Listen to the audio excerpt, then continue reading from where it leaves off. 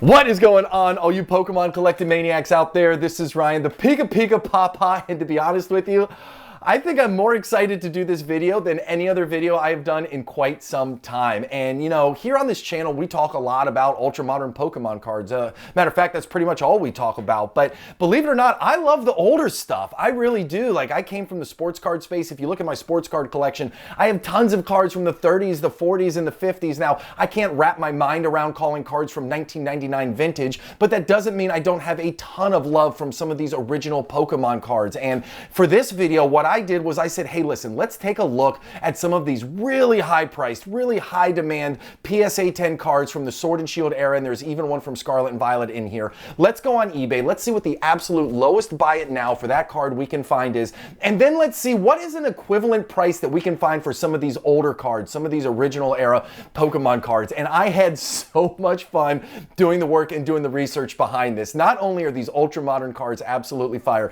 but there are some really cool older cards that are at the same price point. So this isn't going to say the older is better than the newer, or you should put all your money in ultra modern, or forget ultra modern, buy older. You know, none of that is what I'm saying. I just think it's really cool to see the different places that you could put your investing in collection dollars right now. The other thing I want to say is we're going to talk about PSA populations a lot, because you know, for me, that's really important.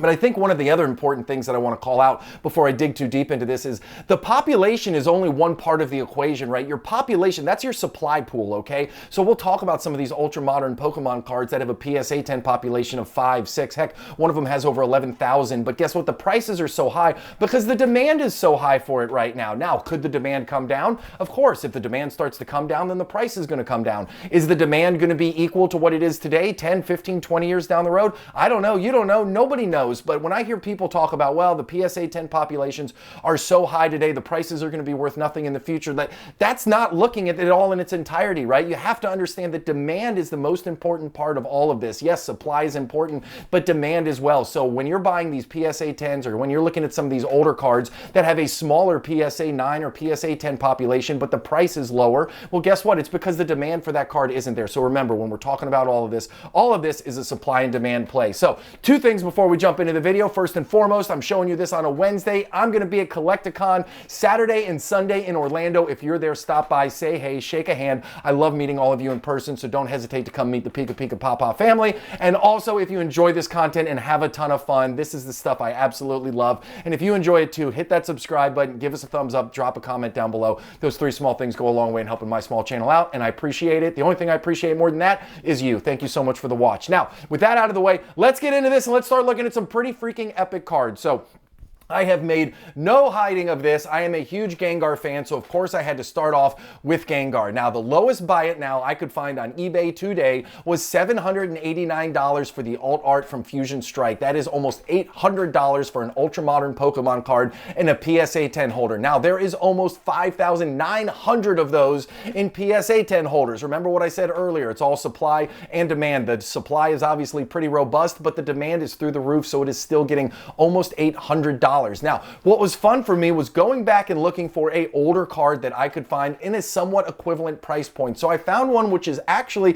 you know, about $80, $90 cheaper. So I found this 2000 Pokemon Gym Heroes first edition Sabrina's Gengar in PSA 9 for $700. And I think this is really cool. When I'm looking in the Wayback Machine, I want everything to be first edition stamped. This one checks the box. It has a big gaudy holo on it. It's got my man Gengar chilling right there. There's only 775 of these in PSA 9s and only 99 of them in PSA 10s. Now, one of the things I will say, when you look at these older cards, the PSA 10s, the prices, the magnitude increases significantly, right? Like, I don't know what the going rate for a PSA 10 of this card is, but it is going to be in the thousands of dollars. It is a very sought after card. PSA 10s from that era are very hard to get. So when I look at these two cards, it was really, really interesting to kind of weigh them both back and forth. Again, I'll never tell you one is better than the other. Now, the thing that I think is really cool is the artwork on the alt art, as one would expect, is way leveled up. You know, they didn't have the technology back then. You know, the cards have evolved a million times over since the 2000 era. But even with that being said, I love the purple. I love the yellow borders. I love the holo in the background. So I thought this was a really cool first comparison for this 2000 first edition, you know, Gym Heroes card versus this alt art from from Fusion Strike. Really cool looks right here and really interesting from a population perspective. The next ones I got right here, I told you there was one from Scarlet and Violet, and you knew I had to do this one, the Magikarp card. I talk about this all the time. I think it is amazing. There is still only 652 of these in PSA 10 holders right now, which is out of the freaking world. Now, I will say this, the lowest buy it now I could find was $888. At auction, you can get these much cheaper, but I have seen auctions of these north of $700. That is absolutely insane for a card that is 1 year old. We're going to see more of these hit the market. We're going to see, I think, a reprint or restock of Paldea Evolved. Nothing's guaranteed, but I would be shocked if we don't see that. The booster box prices are going up. So anyways, I think that is a very, very, very aggressive price point right now for a card, but the reality is, it is what it is. It's still selling for crazy high numbers in PSA 10 holders. So the one that I did a comparison to, I love this Shining Magikarp. I absolutely love this card. This is from Neo Revelation. This is a first edition right here. This is a PSA 9, and it is going to set you back about $750, which is pretty close to equivalent of what I've seen some of these Magikarps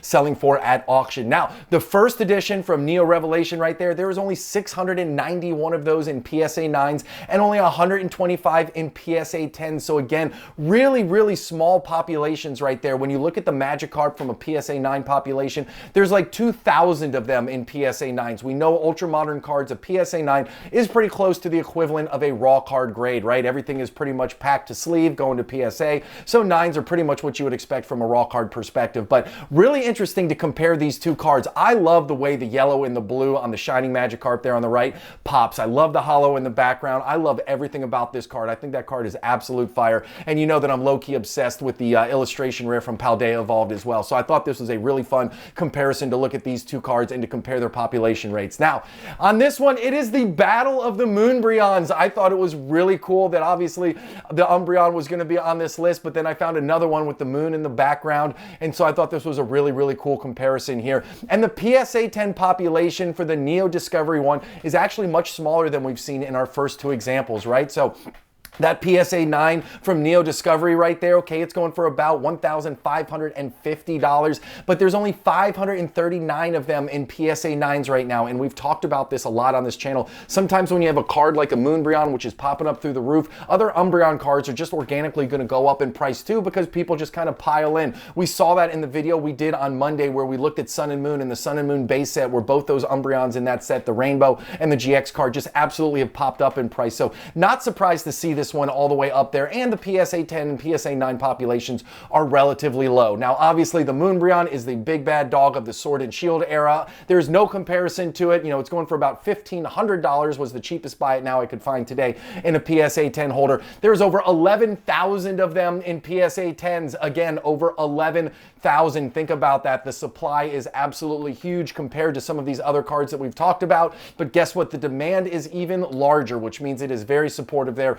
at the $1,500 price point. The same thing as when we did the Sun and Moon video, right? We looked at the Lovebirds card. We've looked at how some of these biggest and baddest cards from these eras, they can kind of transcend whatever the market trends are, right? They can kind of push through that. So I wouldn't be surprised if this card, I think it will regress at some point a little bit, but I think this card is going to hold a ton of its value, right? The biggest and the baddest from the biggest and baddest set from one of the biggest and baddest eras in a long time. I think it's really cool, but I'm not going to lie to you. That Neo Discovery first edition Umbreon right there, that hits differently. I think that is absolute fire as well. Love the way the black and the yellow kind of contrast each other. Just a super cool card with a really low population. Now, next one right here, you know, sticking to Evolving Skies, you know I got to talk about Ray. I love this card. I love everything about it. I think this card is absolute fire, and the cheapest you could find right now is $675. I'm not going to lie to you. I think that price might even be higher by the time you watch this. Now, it was a little challenging for me to find a card of a similar value to compare it to, but I did pull this 2015 Ancient Origins PSA 10 Rayquaza card, which we have talked about a lot on this channel, right? We have talked about big chase cards from all of the XY era. We've looked at their population reports,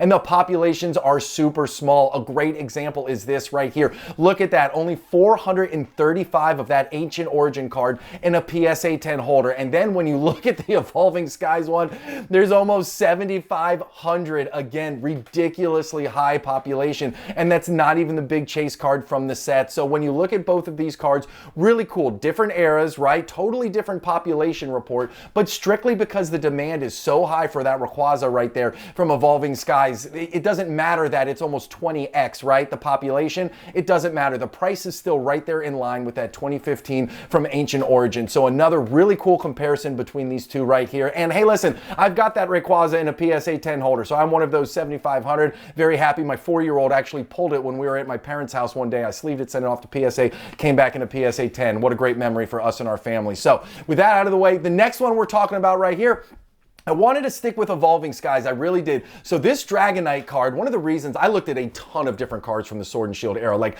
I spent hours and hours and hours trying to find comparisons, and one of the reasons I picked this was, number one, this is from Evolving Skies, but number two, I love this card from the 2000 Rocket set right here. I think that is one of Dragonite's very best cards. I just love everything about it. I love the way the blue on the chest kind of correlates with the hollow in the background. I've talked about it before. It's a first edition stamp. It's got the yellow border, which doesn't stand out quite as much as, say, that Magikarp or the Umbreon that we looked at before, but still, I think this card is absolutely awesome, and the price is relatively low. Now, $387 US is certainly not what I would call a low price, but look at the population report for that card. There is almost 2,000 of those in PSA 9s, and yet it still can command a price of almost $400. I think that is incredibly important to understand, and I think that's really cool. Now, there is 212 of those in PSA 10s, but guess what? The PSA 10 price is so high, I could not possibly compare it to this Dragonite from Evolving Skies. So there is almost 4,605, not almost, there is exactly 4,605 of these Dragonite cards from Evolving Skies in a PSA 10 holder. So listen,